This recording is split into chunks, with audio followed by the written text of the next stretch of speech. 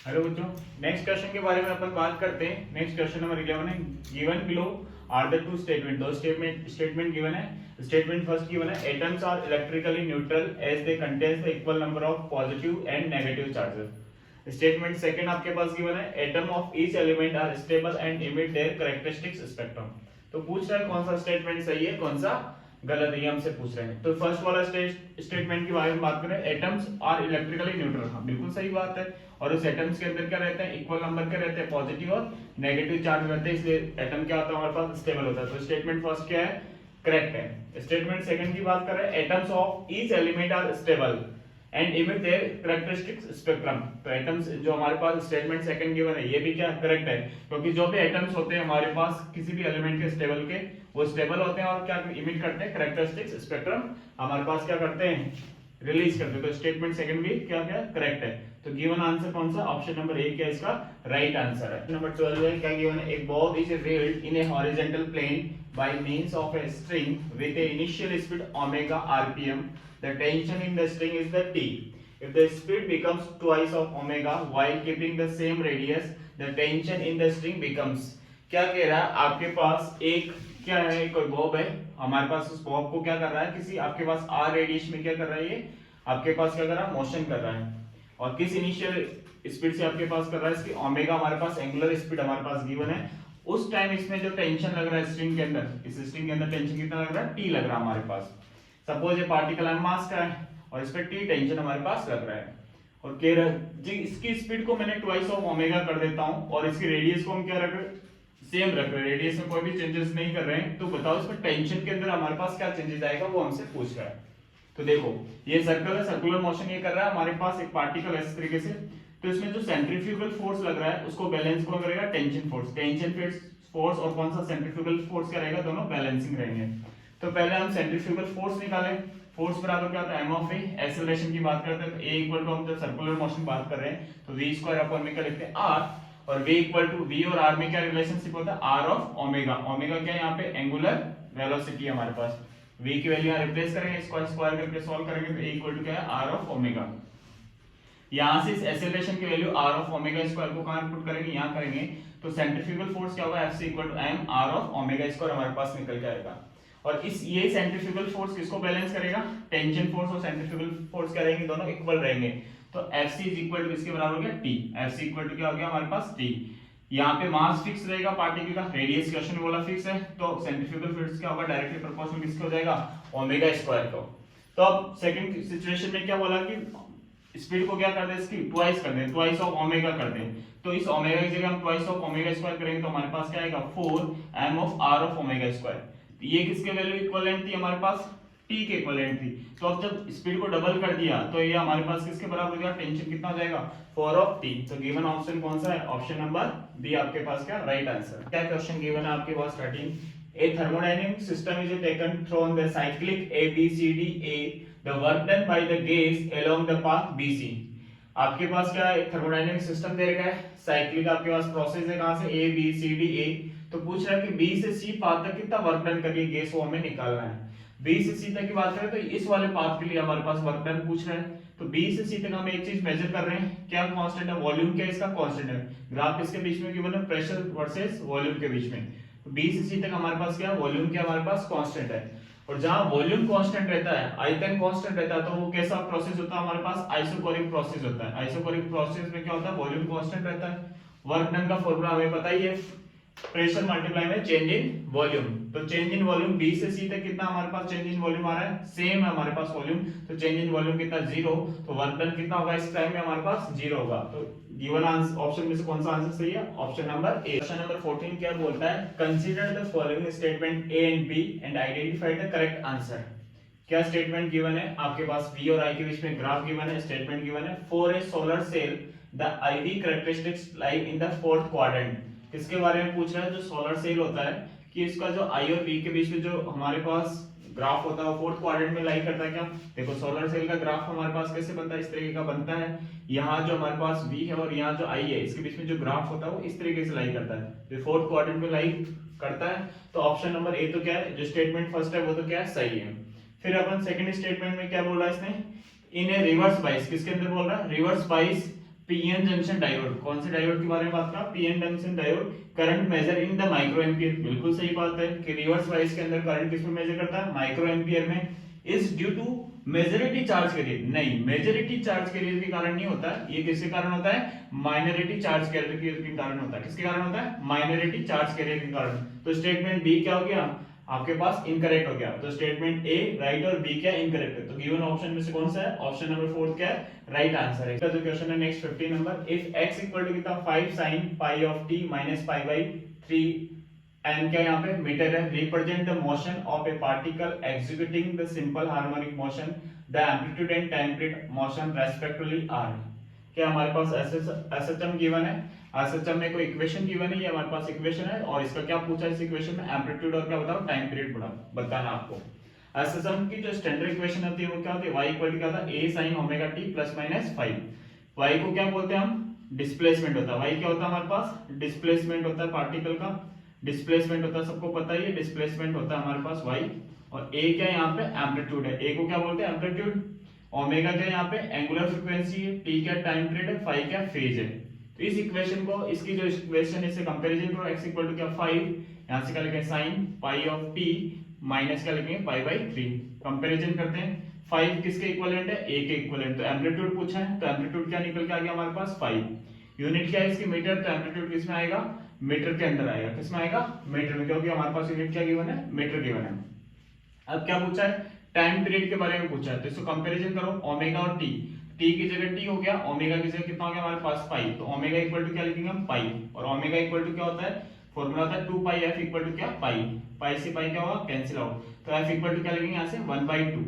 हमें एक फॉर्मूला और पता है, टाइम पीरियड और फ्रीक्वेंसी के बीच में क्या रिलेशनशिप होता है, f इक्वल टू क्या 1 अपॉन में t होता है, तो इस f की जगह हम क्या रिप्लेस कर सकते हैं 1/t, तो 1/t इज इक्वल टू क्या होगा 1/2, t को उल्टा करेंगे तो t इज इक्वल टू हमारे पास क्या आंसर आएगा यहाँ से 2 सेकंड। तो गिवन ऑप्शन में से जो टाइम पीरियड कितना है 2 सेकंड और एम्पलीट्यूड कितना है 5 मीटर, तो गिवन ऑप्शन में से कौन सा ऑप्शन सही है, 5 मीटर और 2 सेकंड, तो ऑप्शन नंबर ए क्या है करेक्ट है। नेक्स्ट क्वेश्चन के बारे में बात करते हैं, क्या क्वेश्चन कह रहा है, the moment of inertia of a thin rod and axis passing through its mid point and perpendicular to the rod is 2400 gram per centimetre square, the length of the 400 gram rod is a nearly. अब से question ये कह रहा है कि आपके पास कोई एक थिन रोड है जो आपके पास इसके मिड पॉइंट से जो पास हो रही है, और हमारे पास मिड पॉइंट से रोड पास हो रहा है, इसके मिड पॉइंट से जो पास हो रहा है इसके एक्सिस में जो हमारे पास रोटेशन हो रहा है उसका मोमेंटम ऑफ इनर्शिया, हमारे पास मोमेंट ऑफ इनर्शिया गिवन है कितना 400 ग्राम per centimetre square, 400 gram centimetre square हमारे पास एक वैल्यू गिवन है, और इसकी जो रोड है इस रोड का मास हमारे पास गिवन है कितना 400 ग्राम, रोड का क्या तरीका है हमारे पास मास गिवन है, हमसे पूछा है इस रोड की लेंथ बताओ हमारे पास कितना है, तो हमें पता है तो एक थिन रोड है उसके परपेंडिकुलर एक्सिस, उसके एक्सिस के परपेंडिकुलर हमारे पास अगर क्या पास हो, एक्सिस ऑफ द रोटेशन अगर पास होता है तो उसके लिए मोमेंटम ऑफ इनर्शिया या मोमेंट ऑफ इनर्शिया जो हमारे पास होती है उसका फॉर्मूला क्या निकल के आता है, I इक्वल टू क्या m of l square upon में 12 है, ये 11th क्लास में हम पढ़ते हैं। तो यहाँ वैल्यू पुट करनी है, I की वैल्यू हमारे पास गिवन है ये रही, मास की वैल्यू गिवन है, L यहाँ से निकालना है, तो वैल्यू पुट करके इसको जब हम वैल्यू पुट करेंगे L का जब हम सॉल्व करेंगे तो L स्क्वायर बराबर कितना आएगा 72 सेंटीमीटर, इसका रूट लेंगे तो कितना रूट आएगा गिवन ऑप्शन में से, तो हमारे पास बात करें 8 का रूट कितना होगा 64 और 9 का कितना होता है 81, तो 8 और 9 के बीच में हमारे पास इसका रूट आएगा 72 का, तो गिवन ऑप्शन में से कौन सा ऑप्शन नंबर 4 हमारे पास क्या होगा राइट होगा, तो क्या होगा आंसर 8.5 सेंटीमीटर। बोल रहा है the maximum elongation of a steel wire of 1 metre, wire की लेंथ कितनी दे रखी है हमारे पास 1 मीटर गिवन है, length if the elastic limit of a steel and its Young's modulus respectively are, Young's modulus हमारे पास कितना गिवन है, ये वैल्यू गिवन है कितना 2 × 10 की पावर कितना 11 न्यूटन पर मीटर स्क्वायर, इलास्टिक लिमिट जो दे रखी है वो कितनी वैल्यू गिवन है 8 × 10 की पावर कितना 8 न्यूटन पर मीटर स्क्वायर। इलास्टिक लिमिट का मतलब क्या होता है, एक्चुअली हमको ये क्या दे रखा है स्ट्रेस दे रखा है, क्या दे रखा है हमारे पास एक्चुअली स्ट्रेस हमारे पास गिवन है। पूछ क्या रहा है मैक्सिमम एलोंगेशन पूछ रहा है, मैक्सिमम एलोंगेशन का मतलब क्या हुआ, सपोज ये मेरे पास ये रोड है, इस रोड की जो इनिशियली जो लेंथ है वो लेंथ हम मान लेते हैं वायर दे रखा, वायर जो हमारे पास गिवन है इसकी इनिशियल लेंथ कितना मान लें L मान लेते हैं, अब इस पे हम कोई फोर्स लगाते हैं स्ट्रेस लगाते हैं, तो जो नई इसके अंदर जो लेंथ हमारे पास जो इंक्रीमेंट हो रहा है उसकी वैल्यू हम निकालते हैं, वो वैल्यू मान लो यहाँ से यहाँ तक कितना डेल ऑफ L, तो इस डेल ऑफ L की वैल्यू एग्जामिनर हमसे पूछ रहा है कि मैक्सिमम एलोंगेशन कितना है, तो हमें पता है Young's modulus y equal to क्या था, स्ट्रेस अपॉन में स्ट्रेन, और स्ट्रेन का फॉर्मूला क्या था, डेल एल अपॉन में एल, डेल एल क्या चेंज इन लेंथ और एल क्या ओरिजिनल लेंथ।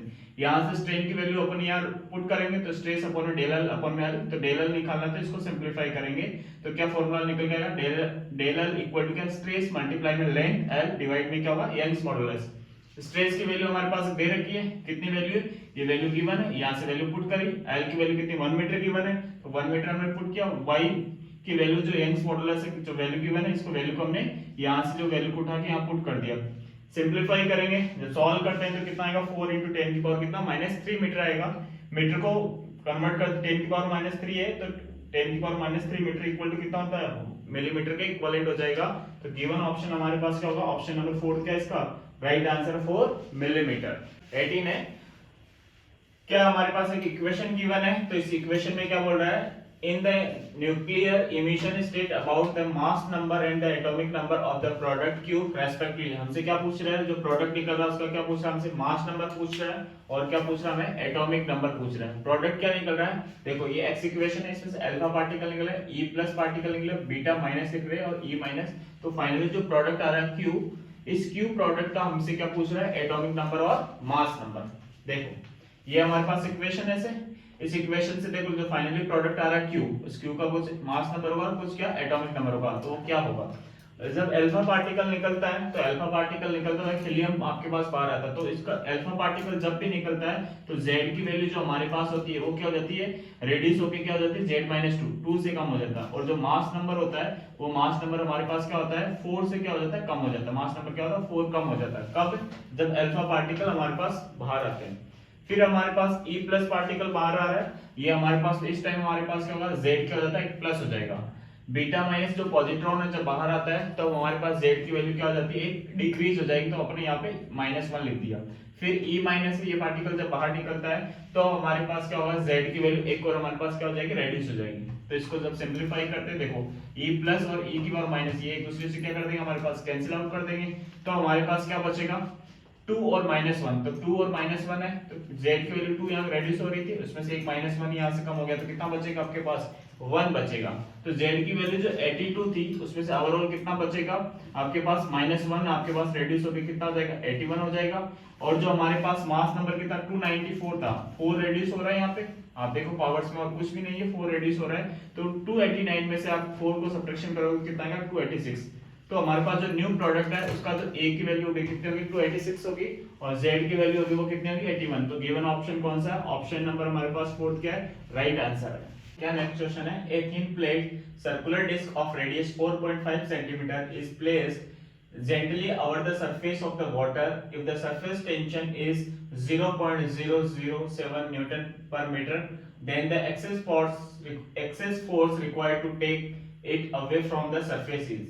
क्या बोल रहा है कि आपके पास एक सर्कुलर डिस्क है, कैसे डिस्क है, सर्कुलर डिस्क है, उसके रेडियस हमारे पास कितना दे रखा है, 4.5 सेंटीमीटर गिवन है, और इसको हमने क्या किया, सर्कुलर डिस्क को किसी वाटर की जो सरफेस है उस पे क्या कर दिया, रख दिया, और उसका जो सरफेस टेंशन लग रहा है वो सरफेस टेंशन की वैल्यू कितनी गिवन है, 0.007 न्यूटन पर मीटर स्क्वायर। और क्या पूछा है, एक्सेसिव फोर्स पूछा है कि कितना एक्सेसिव फोर्स लग रहा है कि इसको हमारे को जेंटली बाहर लेने के लिए। तो देखो इस सिचुएशन को अपन ड्रॉ करते हैं, ये वाटर है हमारे पास, ये डिस्क हमने रखा है, इस डिस्क रेडियस कितनी r है, तो इस पे अपवर्ड डायरेक्शन में जो फोर्स लग रहा है और डाउनवर्ड डायरेक्शन में इसके वेट के कारण डाउनवर्ड फोर्स लगेगा mg, जो एक्सेसिव फोर्स लगेगा वो किसके बराबर होगा, इस पे क्या लगेगा, टेंशन आपके पास T, आपके पास सरफेस टेंशन फोर्स भी लगेगा, क्या लगेगा, सरफेस टेंशन फोर्स, और जो लेंथ होगा उन दोनों का जो प्रोडक्ट होता है वो किसके बराबर होता है, एक्सेस प्रेशर के इक्विवेलेंट हो जाता है, एक्सेस फोर्स के इक्विवेलेंट हो जाता है, किसके इक्विवेलेंट हो जाता है, एक्सेस फोर्स के इक्विवेलेंट हो जाता है।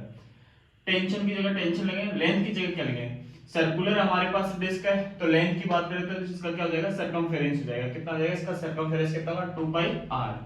अगर ये डिस्क नहीं होता, आपके पास रिंग होता, तो हमें क्या करना पड़ता है, यहाँ 2 से मल्टीप्लाई करना पड़ता फोर्स के लिए, एक्सेस फोर्स के लिए, लेकिन ये डिस्क दे रखा है तो हमें 2 से मल्टीप्लाई करने की नीड नहीं है, बस वैल्यू रिप्लेस करें। T की वैल्यू हमारे पास गिवन है क्वेश्चन के अंदर 0.007, 2 की जगह 2 है, पाई की जगह 22/7, r रेडियस गिवन है, इसको मीटर में कन्वर्ट कर दिया, मीटर में कितना होगा, 4.5 × 10 की पावर -2। इसको सॉल्व करेंगे तो फाइनली आंसर कितना निकल गया, 19.8 हमारे पास आंसर निकल गया। तो गिवन ऑप्शन नंबर कौन सा है, option number 4 is right answer. Question है 20 number, At any instant of the time t, the displacement of any particle is given by this one. Displacement particle का क्या given है 2t minus 1 है, ये displacement है. ऐसा यूनिट के अंदर दे रखा है. Under the influence of the force, कितना फोर्स गिवन है 5 न्यूटन का हमारे पास फोर्स गिवन है. The value of instantaneous power, हमसे क्या पूछा है, इंस्टेंटेनियस पावर की वैल्यू पूछा है, इसके अंदर क्या होगी. तो देखो पावर बराबर करता है W/T, the rate of doing work is known as a power. Work बराबर क्या लिख सकते हैं, फोर्स मल्टीप्लाई में डिस्प्लेसमेंट, और डिस्प्लेसमेंट अपॉन में टाइम में अपन क्या लिख सकते हैं, वेलोसिटी लिख सकते हैं. तो जो फोर्स और जो वेलोसिटी का जो प्रोडक्ट होता है उसी को अपन क्या बोलते हैं, पावर. वेक्टर फॉर्म में अपन इस तरीके से लिख सकते हैं F डॉट ऑफ V. अगर डॉट प्रोडक्ट हटाएंगे तो क्या आएगा, cos थीटा. हमारे वाले केस में क्या दोनों एक ही डायरेक्शन के अंदर, कोई डायरेक्शन मेंशन नहीं है, तो अपन थीटा की वैल्यू क्या ले लेते हैं 0. तो power P is equal to क्या लगेगा F मल्टीप्लाई में V. डिस्प्लेसमेंट हमारे पास गिवन है S equal to 2t minus 1. इसका क्या करेंगे हम, डिफरेंशिएशन करेंगे. तो डिफरेंशिएशन करेंगे क्या होगा, ds अपॉन में dt. तो s की जगह वैल्यू रिप्लेस करें 2t minus 1, दोनों को सेपरेट करके लिखेंगे 2t minus d by dt 1. Constant का डिफरेंशिएशन कितना होता है 0, 2 बाहर आ जाएगा तो क्या बचेगा dt अपॉन में dt. dt से dt क्या होगा, कैंसिल आउट. तो v इक्वल टू कितना होगा 2 मीटर पर सेकंड. पावर पूछा है, पावर का फॉर्मूला ये रहा. फोर्स हमारे पास क्वेश्चन में कितना गिवन है 5 न्यूटन गिवन है, तो यहां से क्या लिखेंगे 5 मल्टीप्लाई वेलोसिटी कितनी गिवन है 2, तो इज इक्वल टू हमारे पास कितना आएगा 10. पावर हमारे पास कितना निकल रहा है 10 वॉट. तो गिवन ऑप्शन कौन सा, ऑप्शन नंबर फर्स्ट क्या है, राइट आंसर हमारे पास.